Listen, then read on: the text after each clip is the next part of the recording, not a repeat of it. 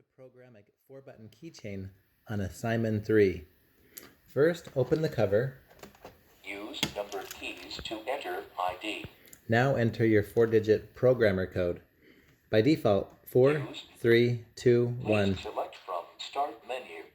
is the programmer code by default. If your alarm company has a different one, try to get that from your alarm company. Next, press the Add button, Select from Main menu. followed by the button that says Sensor Remote. Press button on sensor. Now hold 2 buttons at the same time, the lock and the unlock, simultaneously Press button on keychain remote.